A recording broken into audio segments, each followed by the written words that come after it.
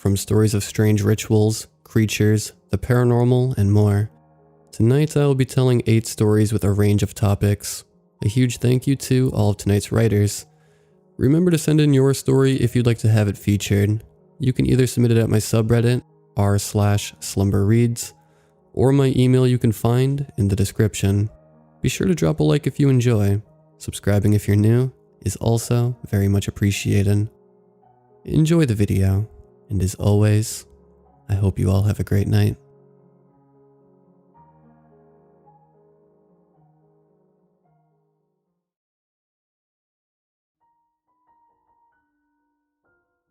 Let's start with, I'm 21, and my sister Jess is 17. Quite clearly at this age, we are more than capable of using a doorknob. Jess, around 3 years ago, started becoming increasingly nervous when the doorbell rang. We don't know why. She didn't know why. At first, we put it down to some irrational fear, but it slowly got worse. To counter the problem, my dad installed a doorbell with a video camera that hooked up to an app on your phone. I can tell you, this did nothing but make the problem worse. When the doorbell rang, Jess was straight on her phone looking at who it was. When the anonymous ringer wasn't known to her, a full-blown panic would set in. She would become irrational, shaking, sweating, and short of breath. If anyone tried to answer the door, we were met with someone we'd never seen in Jess before. It was still Jess, obviously, but this was a completely different person than we knew Jess to be. There would be no color to her. She became pale. The only color that was there was the crimson color of her lips. Her eyes would widen, the pupils dilate, her temperature would increase, and she had the strength not known to any man. It was the most bizarre thing any of us had ever seen. After the whole episode had ended, Jess would be so exhausted she would have to sleep. It didn't matter what time of the day it was. The first few times it happened, not one of us knew what to do. We all tried to calm her down, but it was like talking to someone that didn't exist. She would grunt or snort at any attempt to calm her. At times, she would have to be restrained by at least 2 of us in fear she would hurt someone, or even herself. Eventually, we all attempted to speak with her to find out what was going on. It became clear, quickly. She has a clouded memory of what had actually happened. She had no memory of being uncontrollable, and no memory of the things she said. After a few months of this, my parents had finally had enough. They took her to see someone. Every week, on a Wednesday, she would talk to someone. For a while, it got a little better. She developed coping mechanisms to handle the situation. Jess would go to her bedroom if the doorbell rang. She would stay there until the door had been answered, and text one of us and ask who it was. When she was satisfied with the answers, she would return with us back downstairs and carry on like nothing happened. We all started to think that we were able to relax about this. This was a big mistake. I couldn't tell you exactly when the incident occurred, but it was after quite a few months of therapy. Quite a few months after being on edge when the doorbell rang. Like I said, we had all relaxed around the doorbell ringing. I don't know what happened. I was sitting in the living room with Jess. My parents both in the kitchen. The doorbell rang. I looked over at Jess, who was still on her phone. I don't think she heard it. I stood up and went to walk through the hallway to answer the door. I got no further than the hallway when I was pulled back by Jess. She grabbed me with such force, I thought she pulled my shoulder out of the joint. To say I was shocked was an understatement. The pain kicked in. "What the fuck are you doing?" I asked, shocked, rubbing my shoulder. I could see nail marks forming in my forearm. "Don't," was the reply Jess gave. I could see she was scared. The color had gone again. Her lips, the only color on her face. I can't just leave them at the door. What if it's the postman delivering a parcel? I tried to soothe her. I tried to tell her it's probably a door salesman. Didn't work. She grabbed me again, this time by my t-shirt. She held me back into the front room and fought me to the floor. So I did what anyone else would do. "Mom, Dad, I need help now." I didn't know I was capable of shouting so loud, but it bellowed through the house, sound bouncing off the walls like a pinball. I couldn't move. Jess was still holding me. My parents must have sensed the urgency in my voice and came pounding into the living room. "Jess, what are you doing? You're hurting your sister." My father struggled to get his words out as he was fighting to get my sister to let me go. I don't know why I shouted for my mother. She was no use. She stood there, mouth open, holding a tea towel in her hands. The doorbell rang again, this time followed with the voice of a man, asking hello, like it was a question. The struggle stopped. Nobody said anything. Nobody moved. I didn't recognize the voice, and it seems neither did anyone else.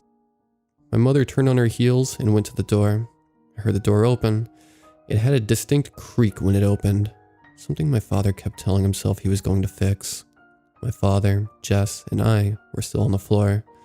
Jess's lobster grip on my t-shirt tightening. My father listening at the conversation. We all heard my mother say, "I'm sorry, dear. Now isn't a good time." "I think it's a perfect time," the voice responded. It was gruff, well-spoken, and demanded authority. "What do you think you're doing? Get out. Get out now or I'll call the police," my mother threatened. I'll be honest, there isn't much to my mother.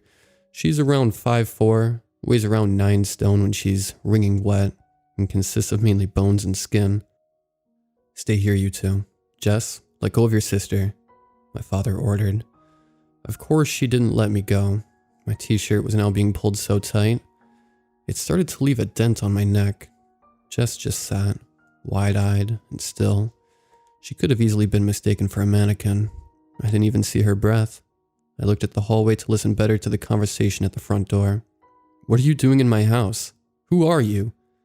my father asked. Jess will explain this better than I ever can.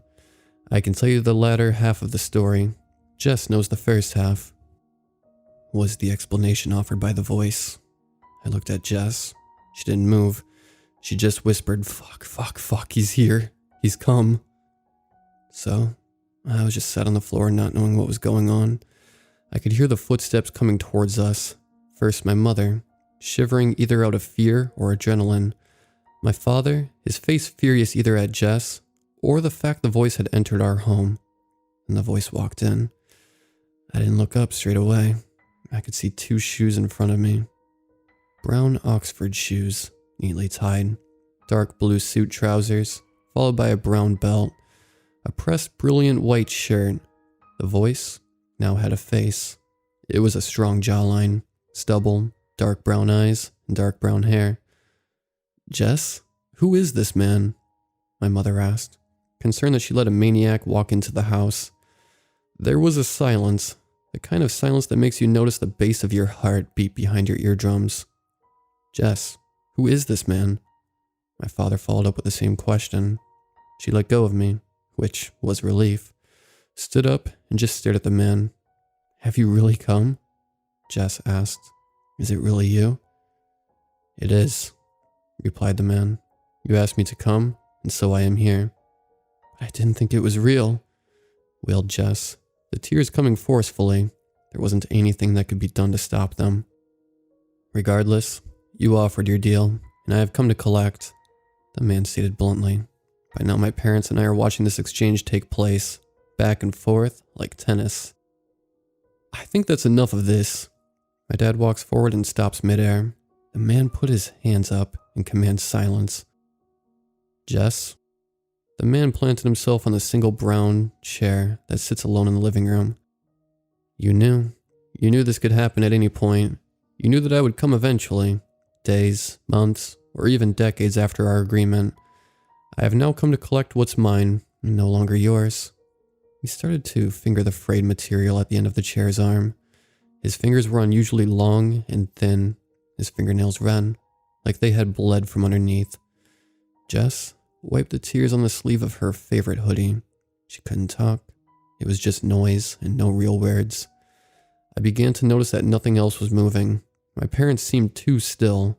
The wind didn't move the blinds, and the air was non-existent. I looked up at the man and attempted to speak. I wish I could tell you I was brave. I wish I could say I fixed it, but I couldn't and still can't. "Who are you? Why are you here?" I asked. Terror quite clearly heard in my voice. His neck snapped towards me. "You must be one of those not affected by power." He dismissed me. "I am here to take what I am owed by your sister, Jess. I am already here too long. This is the last chance to give me what you agreed, or I take it and more. I'll happily take one from each person here, and offer you a new deal. Jess walked out of the living room, and I heard her shut the bathroom door. "Who are you?" I asked again. I just stared. His voice didn't match his face. Names are powerful things, and therefore I do not disclose my name, but if you require, you can refer to me as B, he responded. It was a thought-out answer. The screaming started from the bathroom and I bolted to the door. I banged, knocked, kicked, and punched my way through the bathroom door to see Jess bleeding excessively from her right eye. I don't know how she managed to inflict this on herself. Her right eye had been removed from the socket, and it was now hanging on her cheek. B walked towards us, and in one swift motion, removed the eye and put it in his pocket. He took thanks and left. My mother and father both returned to normal, and found us both in the bathroom crying, Jess bleeding, crying out of one eye. The sight of what had happened made my arms weak, and I couldn't move in case I passed out. The emergency services were called. Jess went to the hospital. My parents and I had to talk to the police about what happened. They concluded that this was self-inflicted from stress. After a bout of recovery, we eventually found out that Jess had found an old ritual book whilst browsing in a used bookshop. She bought the book, and thinking it was bullshit, performed a ritual with her friend Lauren. They had both offered an eye to an entity named B for immortality. We took the book to the specialist in the occult, and he determined the book was genuine, and the book was most likely used in rituals. The book was found to be wrapped in human skin, and the pentagram found on the cover was placed on the skin before it was bound on the book. We have kept the book, and think we have found a counter ritual, one that will bring back the eye and give back Jess her mortality. A few days ago, we found out that Lauren had lost her left eye in a car accident.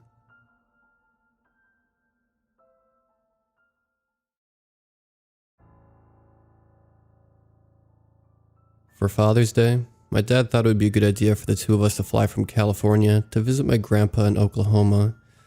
I haven't been to Oklahoma since I was 10, and now at 20 years old, I barely remember the place.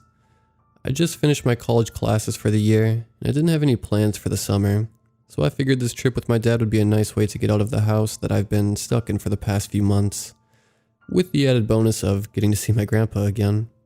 The first thing I noticed after landing was that something felt off. I sat in the backseat of my grandpa's Mercury, my dad and him sitting up front, and amused myself by staring out the car window watching the wheat fields fly by. It was then the feeling of being watched first presented itself. I couldn't tell where it was coming from. Hell, we were in a moving car, but I couldn't shake the sensation of eyes boring into the back of my head. The longer I looked out at the landscape, the more uncomfortable I felt. Something I noticed about Oklahoma is how flat it is. No mountains, no valleys, just flat ground. In California, no matter where I'm at, I can always see mountains towering in the distance. Of course, I knew that other places didn't have mountains, but knowing something and seeing it are two different things. So staring out at this completely flat ocean of grass and trees unnerved me. Whereas I am usually dwarfed by miles and miles of rock, now I felt completely exposed. We made it to my grandpa's farm without much issue. My grandpa lives in an extremely small town in the northern part of Oklahoma, not too far from the Kansas border. There's not much in terms of things to do here, save for going to Sonic or visiting the salt plains to dig for selenite crystals. We did both of those things, and ended up at the house around sunset with half-empty milkshakes and a cup full of crystals. I took the couch to sleep on, because my uncle's childhood bed is as hard as a rock. I settled myself into the faded yellow cushions, the smell of dust tickling my nostrils, and closed my eyes. I was exhausted after a long day of travel, and was eager to pass out, but I couldn't fall asleep. Once we were out of the car, I'd forgotten about the being watched feeling I'd had earlier, but now it was back in full force. Every time I closed my eyes, I could sense a gaze lingering on me. Even though I was inside, I was still so exposed. At first, I tried to ignore it. I kept my eyes stubbornly squeezed shut. If I couldn't see it, couldn't see me. I didn't even know what it was at the time. I just felt like ignoring it was better than acknowledging it was there. Hours passed, and I still couldn't get to sleep because of the cold dread creeping its way up my spine. So eventually, I gave in to the pressure. I opened my eyes, My grandpa has a skylight in his living room, a giant one that you can easily stargaze through at night. The couch I was sleeping on was settled right beneath this skylight, giving me a perfect view of the sky above. So when I opened my eyes, that is what allowed me to see it. There, sitting nestled among the dozens of stars pinpricked against the black, was an eye. A gigantic, dark, human eye. I couldn't breathe. I couldn't even blink. I was filled with so much terror in that moment. Fight or flights had been completely overridden in favor of the third F. Freeze. We stared each other down. I don't know how much time passed. It felt like hours to me, but I think it was only a minute at most because eventually my eyes began to burn. I didn't want to blink. I was terrified of what would happen if I couldn't see the eye, of what it might do. But human instinct overruled my fear, and after thick tears started to trail down my cheeks as the burning became unbearable, I blinked. It was only half a second of darkness, but when my vision returned, the eye was gone. I don't remember what else happened that night. I think I stayed on the couch, staring through the skylight, trying to comprehend what I just witnessed and being unable to. At some point, though, I passed out. I woke up the next morning to the sound of my dad cooking eggs in the kitchen. My mind was foggy with sleep, and I didn't immediately remember what had transpired the night before. I got up and stumbled to the bathroom, and after taking care of my business, I went to the sink to wash my hands. When I looked down at my arms, though, I saw an odd red mark on my right forearm. It was about the size of a 50-cent coin, and when I noticed it, it began to itch. When I ran my finger over it, there was a small bump. Assuming it was just a bug bite, I went to leave the bathroom when I remembered what I had seen the night before. The memory was hazy. At the time, I could have sworn I'd seen an eye, but maybe it was just my overexhausted mind hallucinating things, or maybe it was some form of sleep paralysis. I hadn't been able to move after all. That must have been what it was. That day, my grandpa showed me the different plots of land he had grown wheat on. The wheats had just been cut a few days before my arrival, but the soil hadn't been turned over yet, so the fields were covered in short, golden stalks. As we walked through the rows of yellow, a painfully blue sky glared at us from above, and I could feel something looking at me once again. I thought back to the eye, but shook my head to dismiss the thought. Still, that didn't stop my steps from slowing as I reached the edge of the field. My grandpa was over by one of the tractors, which was a pretty decent distance away from me. As my steps came to a halt, I felt the mark on my arm itching again, and had to resist the urge to scratch it. I don't know what possessed me to look up at the sky, but I did. And sure enough, there it was. The eye was watching me, unblinking. It hung in the cloudless blue, attached to nothing. I wasn't frozen this time, but I was still afraid. It was certainly huge, but didn't take up the entirety of the sky. In fact, I couldn't really gauge how large it was because it appeared to stay the same size and in the same place within my vision no matter how I moved my head. Again, I'm unsure of how long I stood there looking at it, but when I heard a voice call, "Sweetheart, can you come here and help me with this?" And I looked over to see my grandpa waving me over. When I looked back up, the eye was gone once more. The mark on my arm itched worse and worse as the day went on. I had practically scratched my skin raw by the time sunset rolled around once more. I ended up wrapping a damp washcloth around it, with the hope that it would keep me from scratching at it more. I didn't sleep under the skylight that night. The next morning came. Like the previous morning, I stumbled to the bathroom while still half asleep. I took care of my business and went to wash my hands. Once that was finished, I dried my hands and remembered the washcloth still tied around my arm. The spot didn't itch anymore, so I carefully untied it. When I pulled the cloth off, though, I screamed. The red spot was gone, along with the bump. Instead, there was an eye in its place. An eyeball, like a literal eye with an eyelid, was in my arm, staring at me. It was dark brown, just like the one that had been in the sky. I screamed for a solid 10 seconds, and when I stopped, it blinked at me. It blinked slowly, like a cat does to its owner. I could feel the muscles in my arm moving to make the eyelid blink, even though I wasn't consciously making it do that. I didn't want to blink. My dad then called to me outside the bathroom, asking if I was alright. I didn't know how to respond, what to tell him. It had to be a hallucination, an eye couldn't grow on my arm, and certainly not overnight. If I tried to show my dad my arm, yelling about there being an eyeball on it, only for him to see nothing, he'd definitely think something was wrong with me. Hell, there probably was something wrong with me, but I didn't want to end up in a psych ward over it. In a strangled voice, I explained that I saw a spider but managed to kill it. My dad accepted the lie and walked away, and I sprinted out of the bathroom to grab a long-sleeve shirt to change into. I don't remember much of breakfast that day. We ended up going out to the fields again. It was a cloudy day this time. Dark gray clouds swollen with the promise of rain. Even so, I knew it could see me. I was constantly looking over my shoulder, glancing at the sky, glancing at my arm. I could feel the eye moving around on my arm, looking back and forth at the dark fabric that obscured it, and blinking every few moments. My dad was oblivious to my nervous state, but my grandpa kept giving me odd looks, as if he could tell something was bothering me. While my dad was driving the tractor around the field, churning up some of the cut wheat stalks to turn it back into usable soil, I saw it in the sky again. After staring at it for a few moments, I looked away, only to see my grandpa watching me intently. He didn't say anything though, and neither did I. When I changed into pajamas later that night, I saw the eye on my arm was still there. I slept under the skylight once more, not minding the dark clouds covering up the stars because that's not what I was looking for. It was better to see the eye than not see it. That was the conclusion I was coming to. However, I tried my best to avoid looking at the eye on my arm. It unnerved me. It was nearly 3 a.m. when I decided to get up and get water from the kitchen. I hadn't fallen asleep yet, locked in a staring competition with the sky eye. Eventually, though, I had looked away, my parched throat begging me to get up. I walked to the kitchen as quietly as I could, cringing every time I felt the eye on my arm blink underneath the sleeve of the sweatshirt I was wearing. I had just finished pouring myself a glass when my grandpa walked in.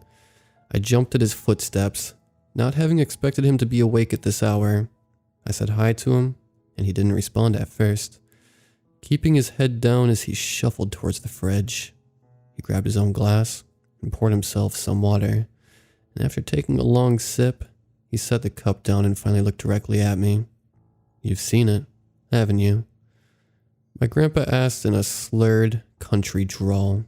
The question was so unexpected, so blunt, that I wasn't sure how to respond. Of course, I jumped at the idea that he was referring to the eye, but I couldn't be sure. What do you mean?"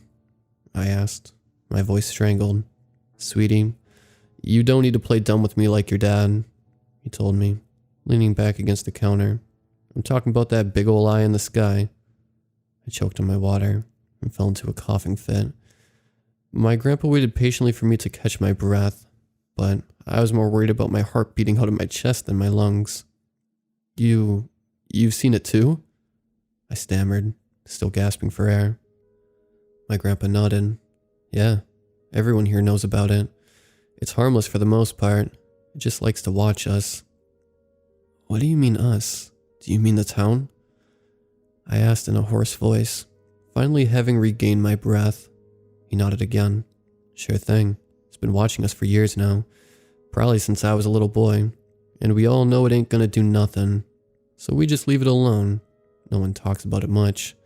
Folks out here know how to keep their mouths shut about things bigger than they are." "So my dad?" My grandpa shook his head.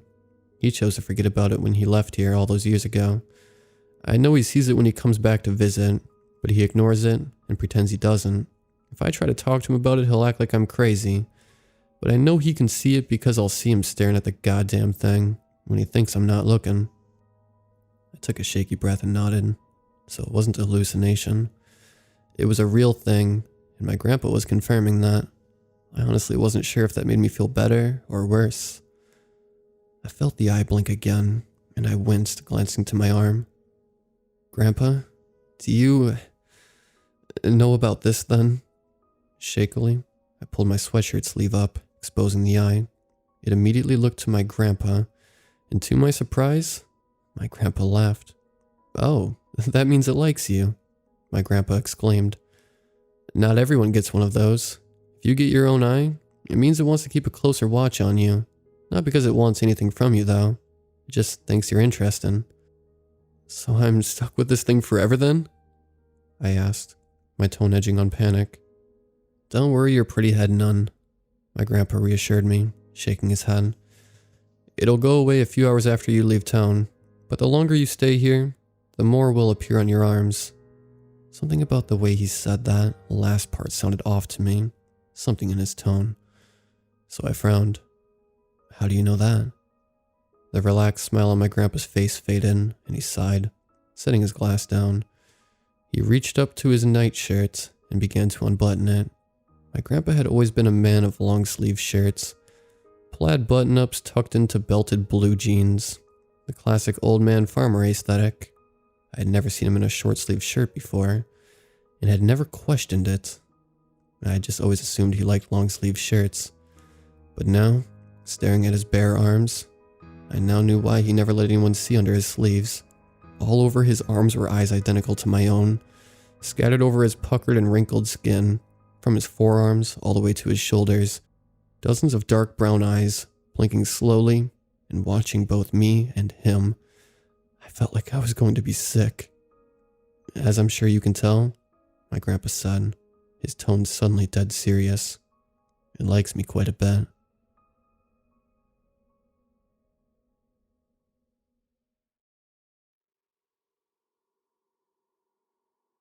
This was a real thing that actually got me interested in this stuff back in April 2015. I was a seminary grad and had seen some things that were unexplainable, like witches knowing things about us they couldn't have, and phone calls getting fuzzy when we tried to counsel people who were tormented. This was something I actually saw though. We bought a house for my wife's relatives and were almost done moving in. Her family was eating at a restaurant nearby, and my family was back resting at our old house a few miles away. It was dark, and I was finishing up moving some last boxes and was about to lock the front door. It's here I should probably mention when we were dating. I stayed here with them a few times, and again when we moved to the area after we got married. I worked evenings and would hang out in the living room after I got home, which was an add-on off of the original house. I would hear creaking and footsteps from the main house. Yet I saw nothing walking by the entry. I asked my wife, and she told me that always happened when someone new stayed with the family. She also said it could only stay in the original part of the house. Therefore, I spent pretty much all my time in the add-on.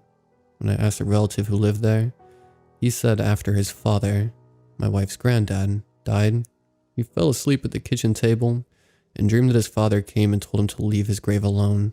A few years later, the family had to dig up the grave for ground repairs and tried to open the sarcophagus, but it would not open. My dad-in-law laughed and said, I told you he didn't want to be disturbed. It's also important to note that my wife's granddad, her dad and I are all the same height and build. Both of them were cops and I was working at a dangerous job where I protected people. All of us had similar lives. Also, there was always a picture on the stairwell wall of the granddad smiling in his white uniform. He was the town marshal of a small backwoods town that no longer exists. Look up Times Beach, Missouri. The town was shut down due to chemical poisoning, but being a stubborn protector, he stuck around. He died at an old age, but he still died from the chemical poisoning. They said when my wife was a toddler, she'd point at an empty space and say, Grandpa. That was after he died. Now back to where I stood locking the front door that night. I'd left a light on in the house to discourage would-be robbers. When I looked up, a bright white figure with gray hair, my height, walked left to right in front of me inside the house. I could see it through the glass. It walked at a pace like a guard making their rounds. It was especially freaky because I knew I had cleared the house before I stepped out. I was freaking out, but I still drew my gun and cleared the house. Nothing. Totally clean. I got out of there fast and went to the restaurant where the folks were eating. They could tell I was freaked out even though I tried to hide it. I sat with them and asked lots of questions as I explained what happened. They acted pretty calm because apparently they were expecting something like this. They said when an uncle was staying with them, he thought he saw my dad-in-law walking by the living room. He was at work several miles away. I asked the uncle later, and he started physically shaking and didn't want to talk about it. I could tell he saw the same thing I did. Strange things also happened anytime people were moving furniture in and out of the house. I asked my mother-in-law why it did this to me that night. "You pulled your gun out and cleared the house, right?" she asked. I said yes. She answered, "He did that kind of thing when he was alive. He wanted to know if you'd man up and protect your family, or if you were a chicken. I guess you passed." It's been 5 years now, and here's the thing. I don't think it was the grandfather. Don't get me wrong, he was there in his steed. But I've learned from my studies and experience that there are entities in this world which we call angels and demons. It's pretty simple. If you see it doing good things, it's an angel, and if you see it doing bad, it's a demon. People's spirits move on when they die. These creatures are either personal or territorial. They take on forms to either allure and then deceive you, or, in the good case like this, to put you at ease in the form of something familiar. I believe this is the family's guardian angel. I've also always had a sense of these things, like my dad, who was a Marine and then a preacher, go figure. I could always sense what people's motives were. Recently, I slowed down driving up a hill and got over. My wife asked what was wrong, and I said I didn't know. On the other side, there was a cop sitting at a speed trap. I tried to warn friends in seminary about a preacher who was a bad dude. Everyone scoffed at me, but the guy is doing 10 years in prison. These are the kinds of things I perceive. I believe there's a link between what we call supernatural and science. We simply don't understand it yet, but it's very real. These days, I hear it walking around the circle of the main house. Like on a patrol as I relax in the living room after my shift. You stay on your side, I'll stay on mine. I joke with him, even though it still freaks me out a bit. One time recently though, it stopped for a while. I was relieved at first, but then I heard sounds in the main house again. This time it wasn't peaceful, it was malicious. It was something else and not good. I sat up from my seat. I'm not going over there. Bad idea. Never taunt them. Then I heard steps going upstairs towards my kid's room, and I realized the upstairs was an original part of the house. I heard my kid wake up crying. I quickly but silently ran upstairs and comforted him. He said he had a bad dream and went back to bed. I went back downstairs. I remember when my brother counseled someone, what he had told me. An entity had to be ordered away from both the person and the place. So I ordered it to not only leave the place and never return, but to leave alone everyone in our family. Your faith can stop it from possessing you, but not from torment. After that, things have been peaceful, and I still hear the footsteps in the main house. Peaceful ones, though. They can't read your mind, but remember, they see and hear all you do. You can tell their buddies about you like demonic, gossipy cheerleaders in high school. Not that different, actually. They use their knowledge against you. If you're into something bad, they use that against you, and an angel can't go there to protect you. So when our ancestors passed down the nursery rhyme, "Oh, be careful, little eyes, what you see. Oh, be careful, little ears, what you hear. Oh, be careful, little mouth, what you say," it wasn't just a rhyme. They were trying to pass down a warning that we would have scoffed at, because in our youth, we're too naive to understand. Now we know, so be careful.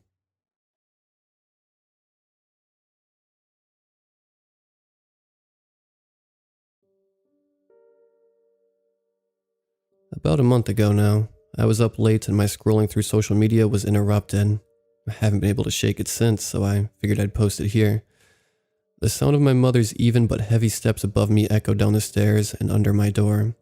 It was late at night, and I had been unable to sleep. Too many thoughts in my head. My mother was probably in the same boat. I stared at my phone, turning down the brightness in case it was visible from under my door. I evened out my breathing and set myself in a more comfortable position in bed, so I wouldn't shift and make the frame creak. Still looking at the images on my screen, I tuned into the even and heavy steps above, trying to figure out if they would lead her downstairs. The steps of my mother continued through the upstairs hallway, and slowed for a second. In what was probably the kitchen, there was a soft sound of the fridge opening, leftovers being moved, and the much softer closing of the door. My mother seemed to shuffle her way through the kitchen, into the dining room, into the living room. For a good while, all was quiet. I had concluded my mother wouldn't go down to the basement, and I figured I could go back to scrolling aimlessly through my feed without fear of being caught awake. The silence of the house was comforting, and I couldn't even make out the sound of another person existing upstairs. After about 5 minutes, however, the steps resumed. There was something about the movement, though, that shook me out of my social media haze. You know your family when you can identify someone simply from the sound of their footsteps, the familiar heavy and sure footsteps of your father, making his way through the house at night and trying not to disturb his family, the recognizable light, peppy step of your sister as she runs down the stairs to taunt you in a good-natured way siblings do, the heavy, even steps of your mother as she makes her way down the stairs to the basement where you sleep and the office where she grades papers, the steps that resonated through the house as they lifted themselves off the couch and back into the kitchen, were light and peppy, like my sister's. The steps that I recognized as my sister went through all the movements she had gone through previously. Her light steps went through the hallway entrance to the kitchen, the soft sound of the fridge being pulled open, and the leftovers being rifled through sounded through the house, and her steps made their way back through the dining room and into the living room. Once again, afraid of being caught awake, I pulled my covers closer and turned down my brightness. The lighter steps paused in the living room, standing just above the stairs that would lead down to the basement, and made their way down. I stiffened. When they reached the bottom of the stairs, the heavy and even footsteps of my mother made their way over to the office, further away from my room, and I loosened again. The steps of my mother made their way past the office and to the bar. Her shuffling footsteps and the sound of bottles and cans being moved aside rang past the office and through the thin walls of my room, before the steps made their way back into the office, closer to me, and began to pace. The light, even steps moved in circles around the office, pausing occasionally to drink, though I couldn't make out the sound of liquid moving or a person gulping. My little sister wasn't old enough to drink. I realized I'd been all tensed up, holding my covers up to my chin and staring at the door as opposed to my phone, trying to make out if they'd turned on a light in one of the outside rooms. I took a slow, shallow breath, making as little noise as possible as I tried to relax my muscles. The steps paused in the middle of a pace, and once again, all was silent. I held my breath, waiting for the steps to go somewhere, maybe back upstairs to the living room or one of the computer desks, but the house remained silent as ever. I strained my eyes, looking over my phone screen that had long since gone into sleep mode, to see if a light had been turned on, or if one of the office computers was being used. Everything was dark and quiet. For what felt like an hour, it was probably less than 10 minutes. I laid there, breathing slowly and waiting for my mother to make her way back to bed after this late-night drinking session. Eventually, the heavy and sure steps resumed and made their way through the office before taking a turn and lightly, as if to not wake the family, made their way to the laundry room just beside my door. I held my breath. The heavy and sure steps were louder, now much closer than before, but also much heavier, like my father's. My father made his way through the laundry room, going around the bend and back away from my room to the bar. Like earlier, he began to look through the bottles and cans lining the shelves of the bar. The shuffling of bottles and cans was also louder, and was punctuated by a light turning on. The new yellow light streamed from under my door, and I flinched at the sudden change. I realized I hadn't blinked in a good long while. I pulled my blanket closer and ignored the dryness in my eyes in favor of continuing to stare at my door. The sound of bottles and cans stopped suddenly, though the light stayed on, as my father's footsteps made his way through the office and towards my room. The footsteps slowed and lightened, almost bouncing through the office towards my room, before slowing again and continuing at a much more even pace. The heavy steps stopped directly in front of my door, their shadow blocking out 2 streams of light from getting in, and didn't move. They stayed there for what felt like hours, creating a uniform shadow that seemed to barely sway. The whole time, I kept my muscles taut, squinting my eyes to avoid blinking, and all the while reprimanding myself for not already being asleep. The shadow remained stationary. After an eternity, the shadow finally moved, The heavy and even steps of my mother turned once, looking at my sister's room across the hall, before her light steps made their way back upstairs, through the living room, through the dining room, through the kitchen, and back to the parents' bedroom. I heard a door open, but not close. I couldn't manage to sleep that night, and this has sort of became a reoccurring thing. In fact, just last night, my sister touched and turned the doorknob to my room.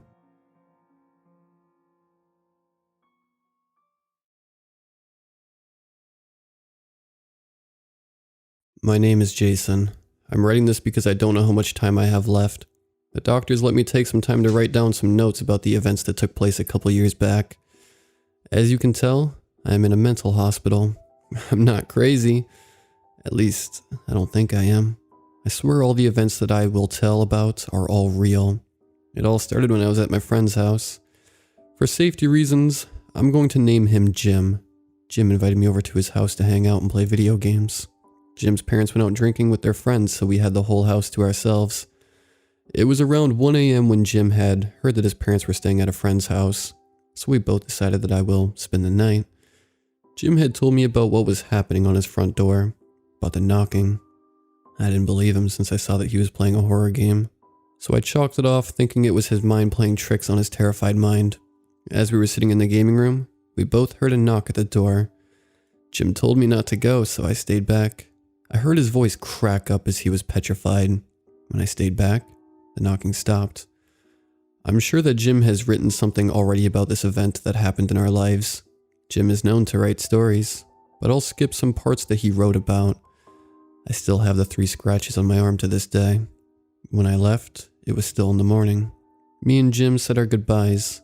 I left because I was terrified, but then again, if I stayed with Jim, things could have gone different. I probably wouldn't be in the mental hospital right now.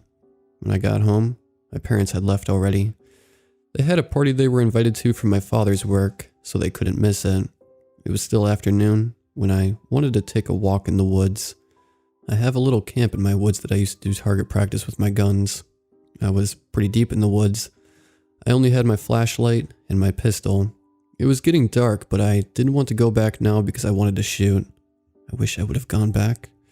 As I was walking down, I came across a cave. I decided to go in and wait for the morning. My parents knew where I was. It wasn't a big cave. It wasn't deep either. It was just big enough for me to go in the cave comfortably.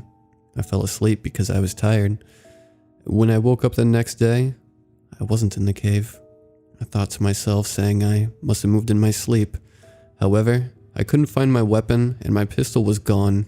I tried looking for it and eventually found it. It had no bullets anymore, so I decided to go back home.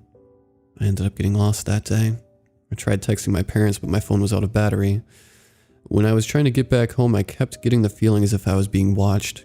I kept looking back every once in a while to make sure I wasn't being followed. It started to get dark when I heard a knocking on a tree. It wasn't a woodpecker because it sounded like a human knocking on a door.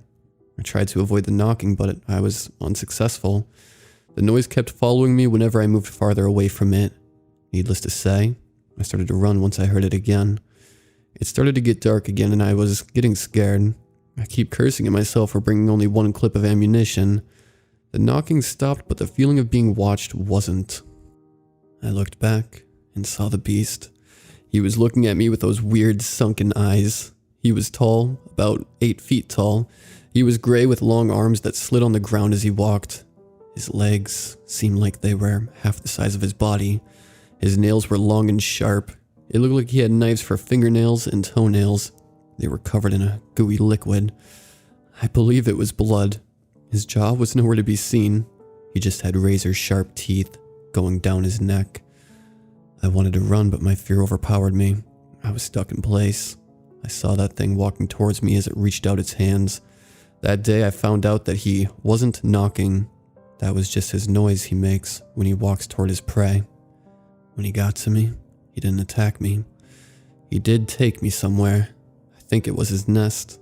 It smelled like blood and decaying bodies. When I was able to open up my eyes, I saw myself hanging. All I saw were bodies. It was a disgusting scene. When I heard the knocking again, I knew he was close. I saw him in the corner of my eye.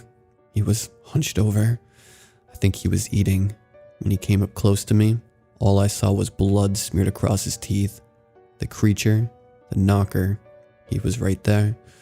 I smelled the blood and death that stained him. He cut me down. When he did this, I ran. I saw an opening that shined light in the hellhole I was in. I heard him sprinting towards me. He stepped on some bodies, causing them to burst. I made it out of the cave alive, but couldn't believe my eyes. I was in the same cave I slept in. I couldn't believe my eyes. I was close to the firing range. I quickly ran to it to try to see if I had any bullets there.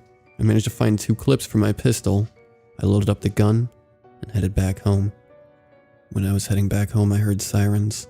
The police were in the woods looking for me. I dropped my gun and went to the police to tell them about the cave. When I found them, they didn't believe me. I convinced one of the officers to follow me to the cave. I told him that there was something unusual in there. As we got to the cave entrance, I heard the knocking. The officer who I was with didn't seem to hear it. When we got to the cave, there was nothing there.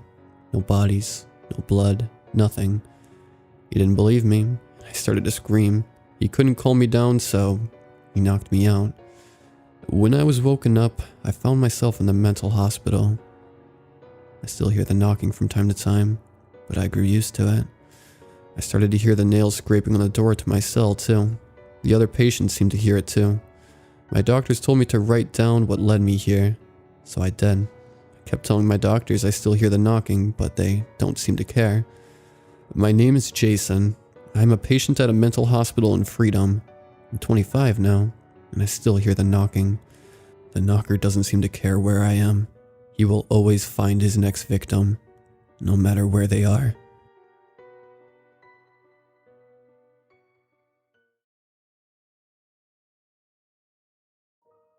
Why did they try to make me believe it wasn't what really happened?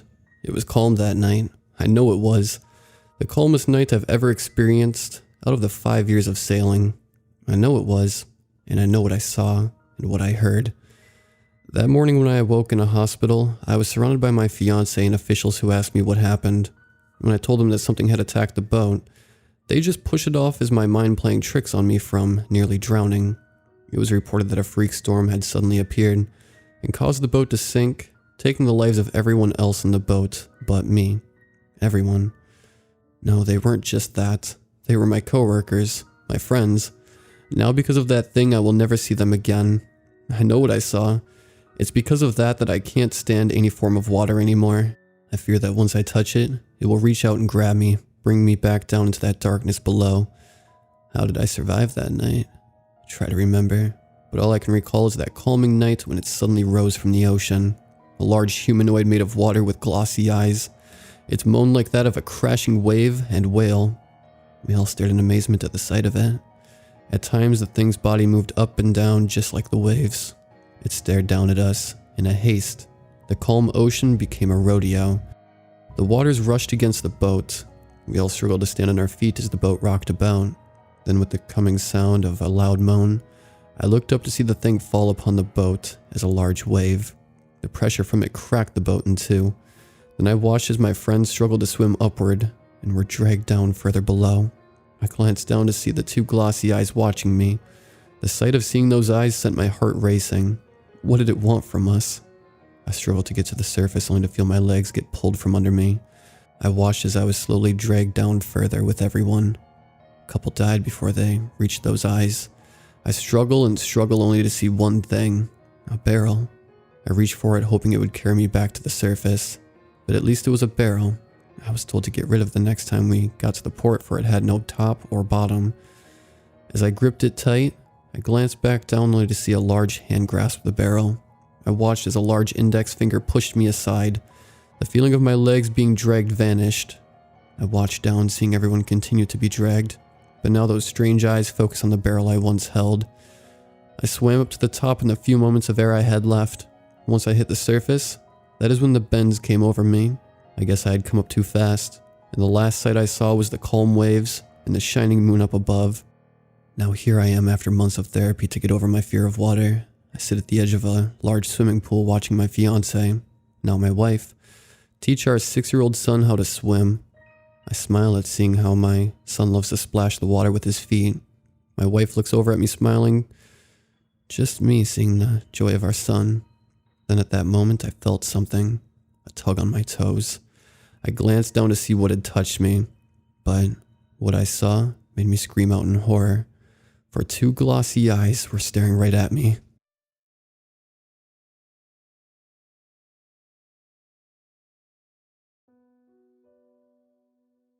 Working 24/7 at a Waffle House is not that bad. I'm not alone at all. I have a coworker, Kay. I manage the register up front of the diner, as Kay work the drive-thru. Even though I claim it to be not that bad, it is very boring. So Kay and I do some dumb stuff. Like we played football with the styrofoam cups, even having a DIY slip and slide in the kitchen. But on this night, we were both jet-lagged and totally out of the mood, but very bored with every customer that walks in or goes through the drive-thru. I'm pretty sure our attitude gave them a sour taste for the rest of the day, but I didn't care. I just wanted to go home and go to bed so I can finally get my rest. There was a raging thunderstorm outside.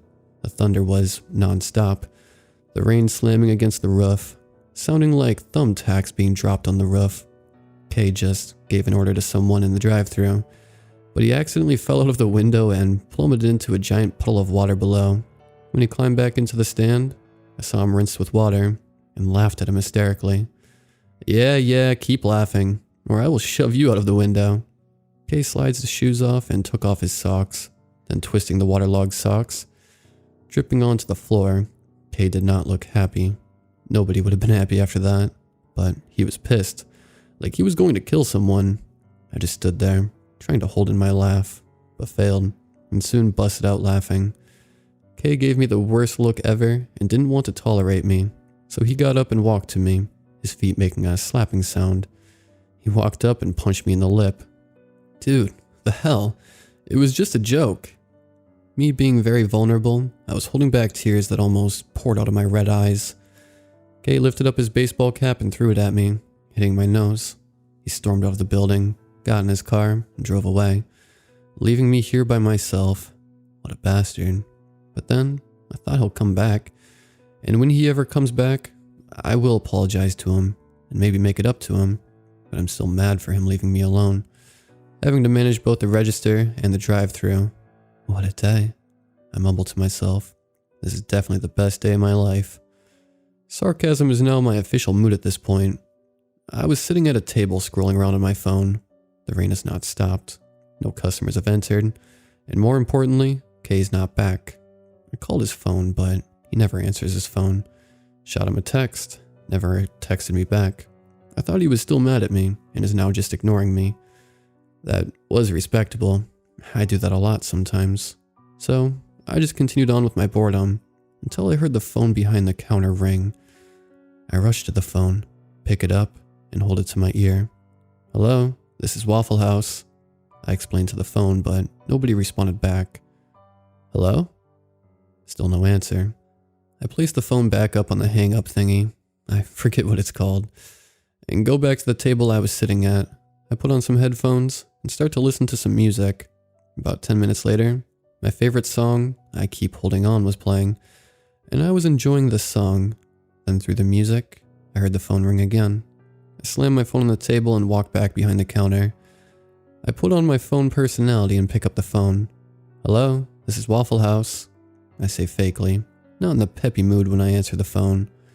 This time, on the other end of the line, I hear heavy breathing, every breath lasting 5 seconds. This time I don't say anything, and for about 10 seconds, the person on the other end hung up.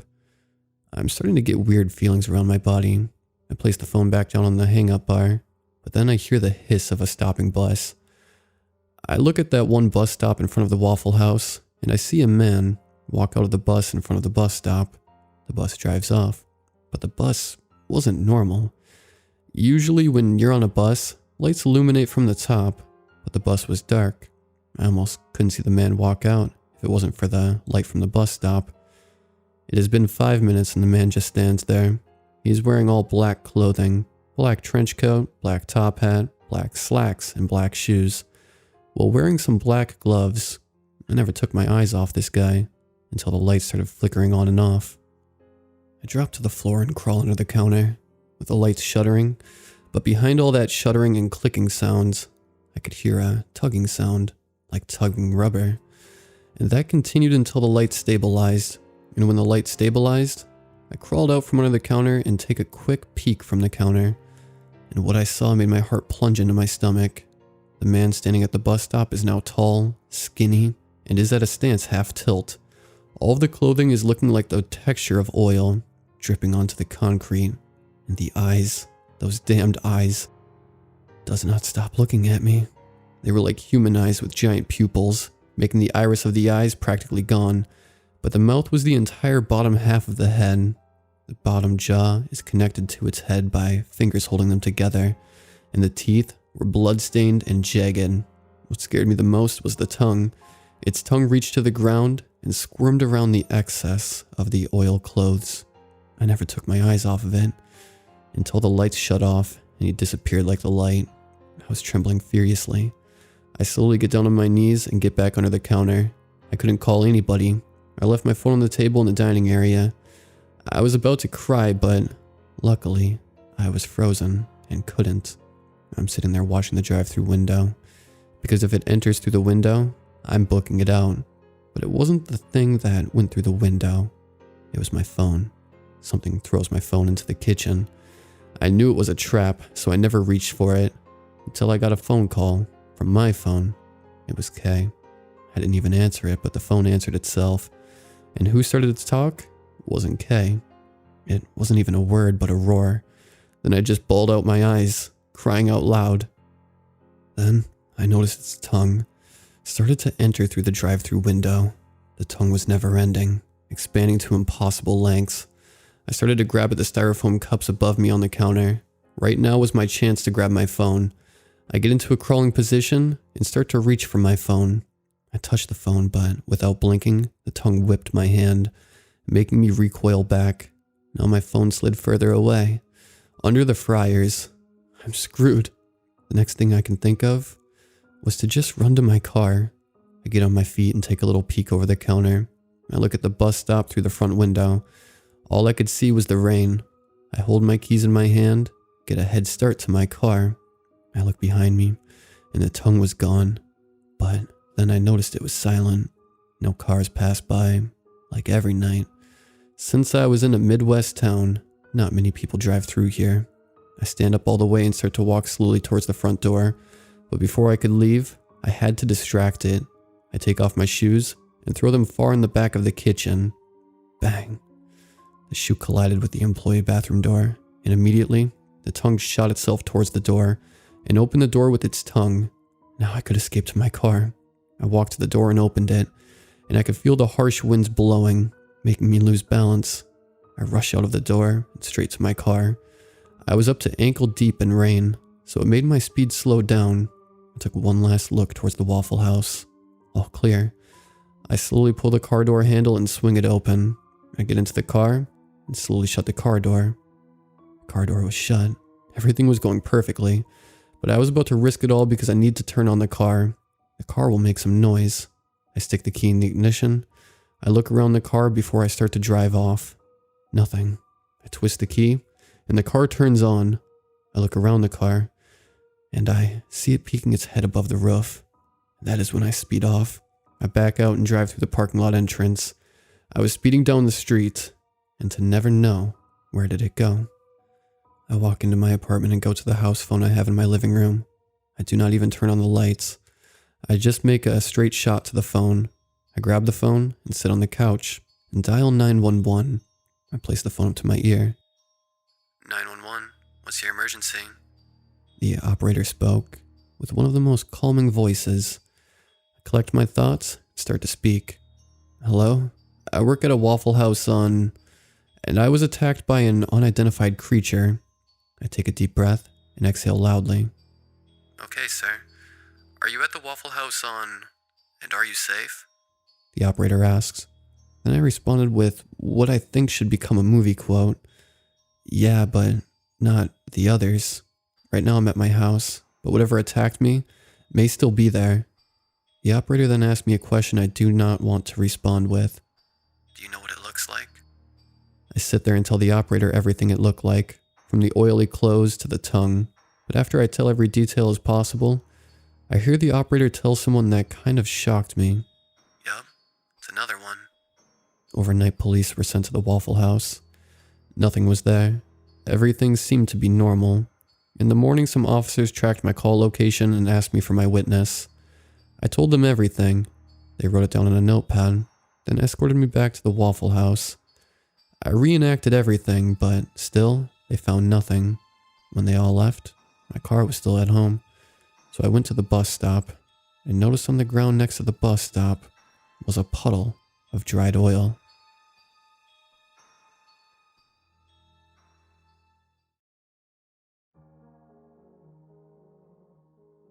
I didn't know what it was called until much later. I was living in a house in Laguna Beach that had been there since the 1920s. In its history, it had been a speakeasy, a brothel, and a house for smuggling illegal immigrants. One day, my new wife and I were having an argument. I can't even recall what it was about. She walked down the block to get a cup of coffee and cool off, and I was alone in the house. The way the place was built was incredibly haphazard. There was a bedroom and living room on one side, then a bathroom with 2 entrances.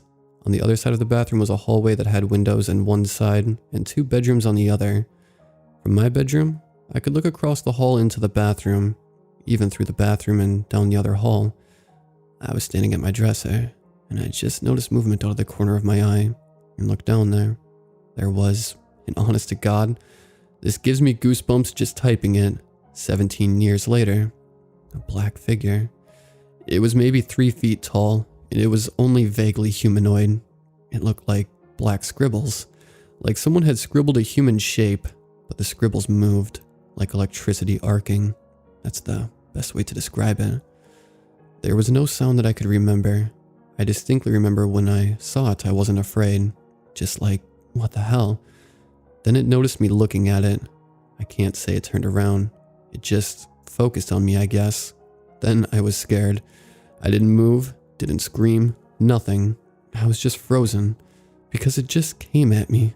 It rushed down the hall towards me. I have no idea what it intended, but as soon as it entered the bathroom, the door closest to me just slammed shut on it. I screamed. I yelled for my wife. She wasn't home. I went outside, into the daylight, and didn't go back in until she got home about 10 minutes later. I don't believe in ghosts. I don't believe I saw something supernatural, but I know I saw something. I just don't know what.